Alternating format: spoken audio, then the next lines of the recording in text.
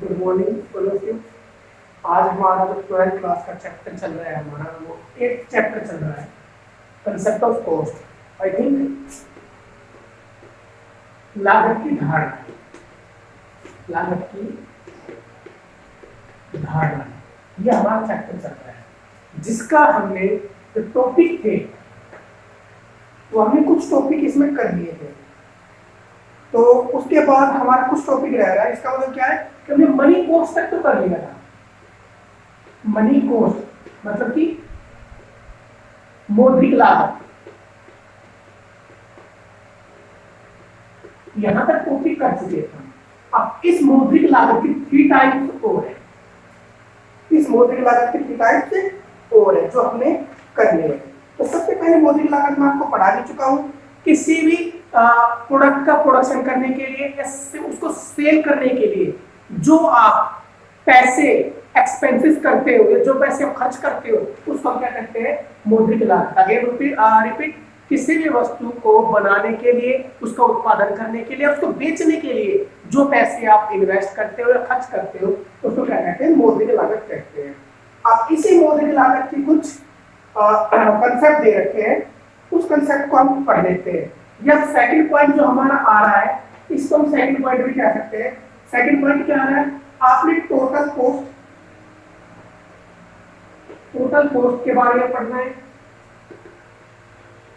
Average cost के बारे में पढ़ेंगे एंड मार्जिनल कॉस्ट के बारे में, जो मैं पढ़ भी चुका हूं। मार्जिनल कॉस्ट इनको मैं पढ़ा भी चुका हूं आपको। कुल लागत हिंदी में कहते हैं कुल लागत, इसको कहते हैं औसत लागत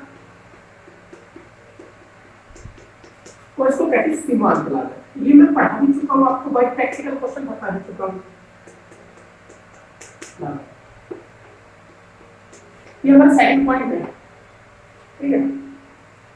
तो कुल लागत क्या होती है? तो कुल लागत ये होगा कि किसी भी प्रोडक्ट की एक निश्चित क्वांटिटी का प्रोडक्शन करने के लिए, किसी भी प्रोडक्ट की एक निश्चित क्वांटिटी का प्रोडक्शन करने के लिए जो पैसे इन्वेस्ट किए जाते हैं, जो धन एक्सपेंसेस किया जाता है, तो उसको क्या कहते हैं, टोटल प्रोडक्ट कहते हैं। आ गया वो समझ में आपको? अगेन कह रहा हूं, किसी भी हिंदी में अगर है तो हिंदी में कह रहा है कि किसी वस्तु की निश्चित मात्रा का उत्पादन करने के लिए जो धन खर्च किया जाता है उसको क्या कहते हैं, कुल लागत। या फिर the total cost of production is sum of all expenditure incurred in producing a given volume of output। कोई आया तो एक प्रोडक्ट का प्रोडक्शन करने के लिए जो आप पैसे इन्वेस्ट करते हो उसको क्या कहते हैं, टोटल प्रोडक्ट। फॉर एग्जांपल, अगर आपने 500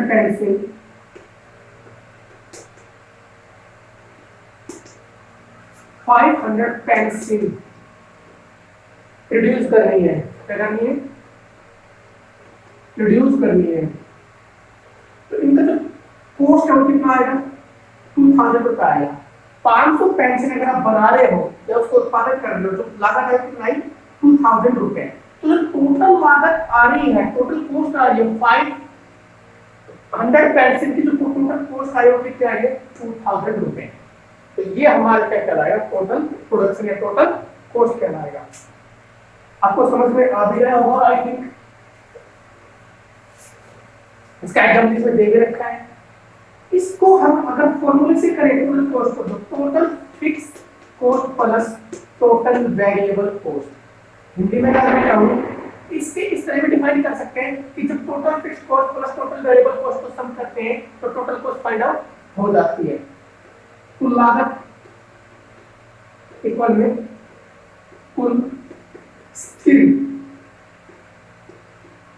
लागत प्लस कुल परिवर्तन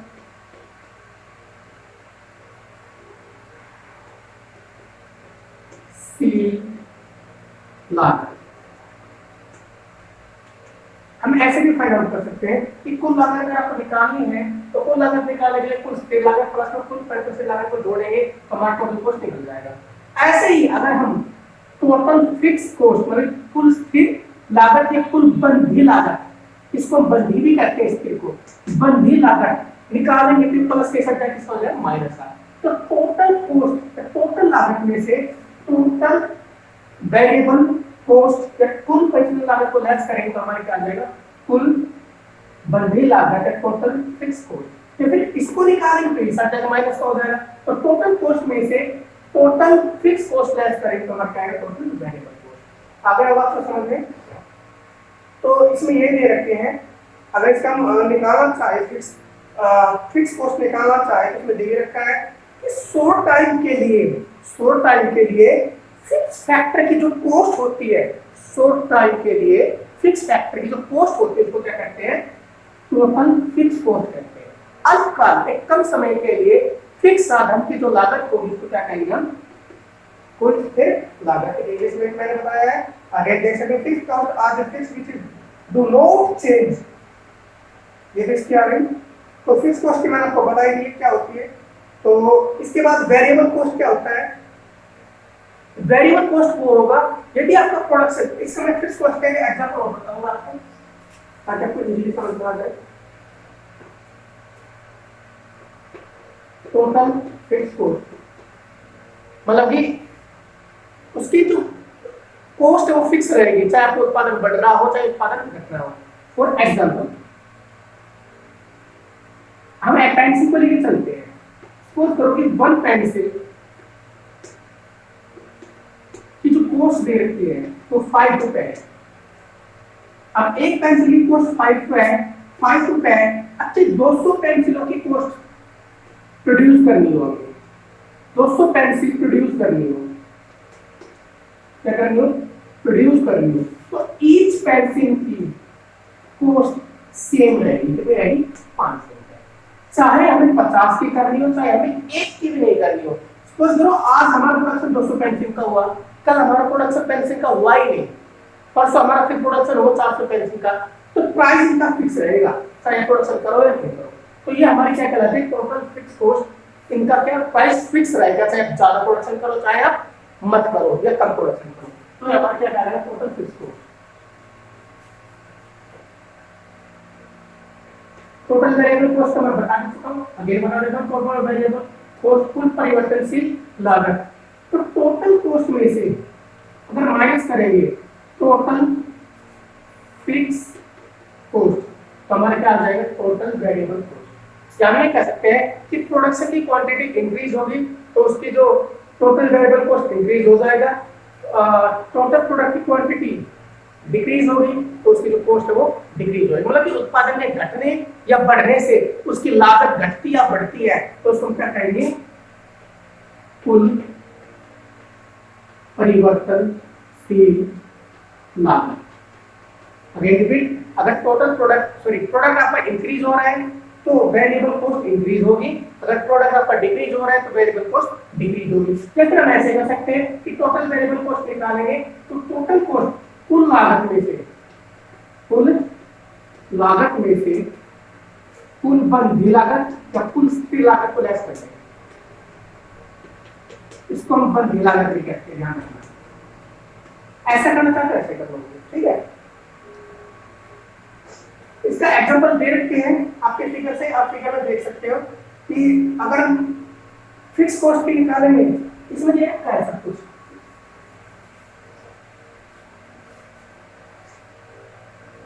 इसमें रखा प्रोडक्ट क्वांटिटी और 0 1 2 3 4 ऐसे जा रहा है, ये क्वांटिटी है 0 1 2 3 4, पर जो इसमें जो फिक्स कॉस्ट दे रखी है, टोटल फिक्स कॉस्ट दे रखी है वो हमारी कितनी आ रहा है, 10 मतलब कि क्वांटिटी बढ़ती जा रही है, पर जो इनकी फिक्स कॉस्ट है total variable total fix cost में कुल बंधी लागत का बता रहा हूं मैं, वो क्या है, सेम है।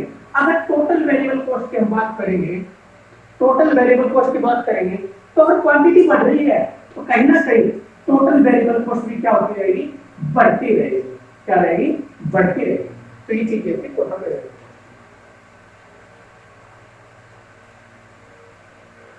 आप फिगर भी बना सकते हो इसका, अगर वेरिएबल कॉस्ट का फिक्स का तो सेम रहेगा तो ये क्वांटिटी बढ़ती रहेगी, ये हमारा फिक्स क्या रहेगा, 10 10 10 सब 10 रहेगा। पर वेरिएबल कॉस्ट हम बनाना चाहते हैं तो ये हमारी क्या आ जाएगी, क्वांटिटी आ जाएगी, ये हमारा क्या आएगा, वेरिएबल कॉस्ट आएगा। तो 10 15 20 25 और 30 ऐसे करना 1 2 3 4 5 1 पे कितना 10 2 पे कितना है भाई 18 है 18 यहाँ पे आ रहा है 2 पे 18 फिर आ गया 25 3 पे 25 आ गया एंड 4 पे कितना है 30 आया। तो कहीं ना कहीं इंक्रीज ऐसे होता जा रहा है, देख ले ना। अगर हम फिक्स की बात टोटल वेरिएबल कॉस्ट है तो चीज होता जा रहा है, याद कर रहे हैं। अगर फिक्स की बात करता मैं टोटल फिक्स कॉस्ट की, तो फिक्स कॉस्ट क्या कर रहा है कि यहाँ पर 10 था, क्या था 10 था, तो 1 पे भी 10 करंट दे रहा 1 पे 10, ठीक है 1 पे 10 2 पे फिर 10 यह भी आता 3 पे फिर 10 4 पे फिर 10, तो ये ऐसा हो मानते हो। तो ये चीजें थी तो ये यहाँ पे हमने क्या करते हैं फिक्स कॉस्ट कर दी। अगर हम यहाँ क्वांटिटी कर देते और यहाँ फिक्स कॉस्ट कर देते तो 10 यहाँ आता, ठीक है। तो ये था जो मैंने आपको बताया है। इसका जो फिगर दे रखा है देख लेना, फिगर 3, इसमें आपका टोटल प्रोडक्शन दे रखा है, टोटल कॉस्ट दे रखा है, वेरिएबल कॉस्ट दे रखा है और फिक्स कॉस्ट दे रखा है। अब वो देख लेना कैसे क्या मैंने आपको बताया है।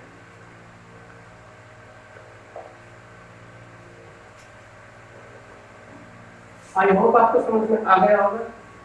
मैं एक बार टोटल फिक्स कॉस्ट का अगेन बता देता हूँ, आपको समझ में आया अच्छे से बता देता हूँ। अगर मैं इसको फिक्स कॉस्ट कर देता हूँ और इसकी क्वांटिटी कर देता हूँ, क्या कर देता हूँ क्वांटिटी, आप कैसे भी उसमें मैंने यहाँ तो क्वांटिटी की थी, आप ऐसे भी कर सकते हो। तो 1 2 3 4, ठीक है 10 20। अब देखो यहाँ पे ये हमारी क्वांटिटी है और ये हमारी फिक्स कॉस्ट है, टोटल फिक्स कॉस्ट है 1 2 3 4 10 10 10 10। तो यहाँ पे आप देख सकते हो कि 1 पे 10 ये क्वांटिटी है, 1 पे 10 2 पे 10 3 पे 10 4 पे 10, ये ऐसे हो गए ना ये। तो हमारे क्या फिक्स है, वेरिएबल होता है इंक्रीज होता जा रहा है ये चीज पे। तो बस ये बताना था आपको मैंने। इसके अलावा आप इस फिगर को अपना करना, तो इसमें दे रखा है इसमें आपका total cost variable cost and fix cost देखो अपना कर लेना, क्वांटिटी क्वांटिटी दे रखी है। अब हम करेंगे एवरेज कॉस्ट, क्या करेंगे एवरेज कॉस्ट, मतलब कि औसत लागत, क्या औसत लागत।